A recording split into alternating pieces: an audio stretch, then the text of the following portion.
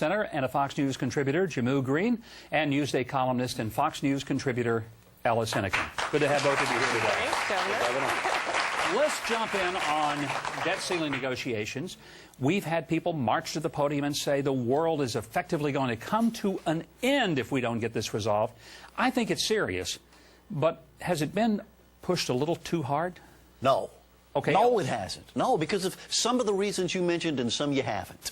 Governor, don't you, in your own family, you and the birthday girl, Mrs. Huckabee, right? I mean, Thanks for joining me and wishing her happy birthday, Mrs. She'll take birthday wishes from liberals. She really will. You know. But listen, I mean, you pay your bills, you pay your mortgage, right? You pay the electric and the gas and the car payments and all that stuff, right? Yeah, no, we do.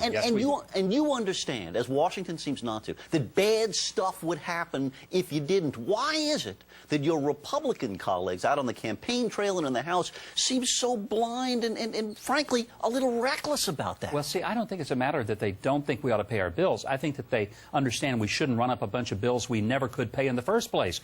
This is the problem with the government has done. It's not that we say, let's default, but let's quit borrowing money we don't have and spending money that there's no way we'll ever be able to pay back. But the thing is, there are so many Republican members in the House who are saying, let's default. It's okay not to pay our bills. You said earlier, we have to get past the playing politics and start actually legislating. When President Obama said, let's find a balanced approach, and then he talked about eating your peas, I don't think it's about daddy coming in and telling them to eat the peas. It's about, I think, maybe mom coming in and saying, take your medicine. All of those new House Republican members who are just so reckless, and in the words of former Senator Alan Simpson, a strong Republican, they are putting pettiness over patriotism, and that's unacceptable. Well, Jehmu, I got to tell you, when the president used that metaphor about the peas, as a Southern boy, I thought, that's the greatest thing we could do is eat our black-eyed peas, our purple hull peas.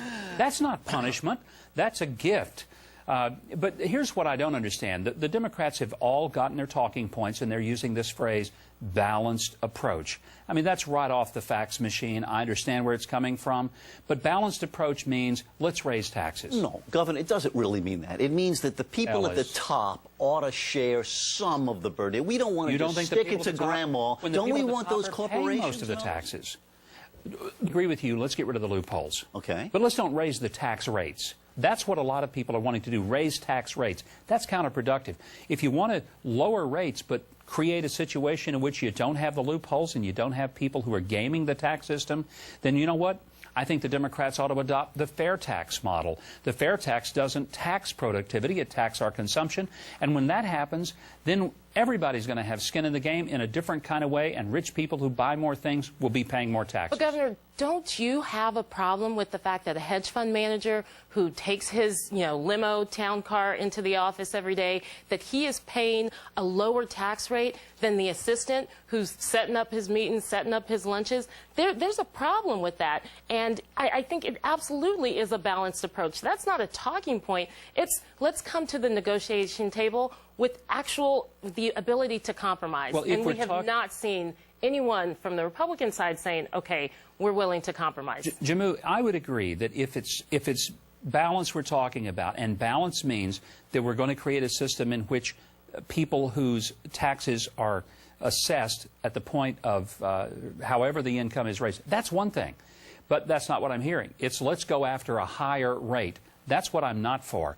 But what you mentioned, it is a problem because people who get passive income pay a far smaller tax rate than people who have an active income. Now, as a person whose every dime comes from active income, yeah, I'd love to see those loopholes closed so that the rates are lowered and then people are paying a more equitable rate. But the Republicans are for closing those loopholes. It's not a universal sense of against it. They just don't want to be gamed, sucked into it in some other way. Governor, as an old populist from Arkansas, though, does it not trouble you a little bit when you see the statistics, and we've all seen them, that say more and more of the wealth in America concentrated into fewer and fewer hands? No, that's been happening for the last decade, hasn't it? I worry less that a few people have done well. I worry more that a lot of people have done more poorly. See, I don't believe in a closed economic system, Ellis, so there's only so much of the pie and once it's gone, there's not any more.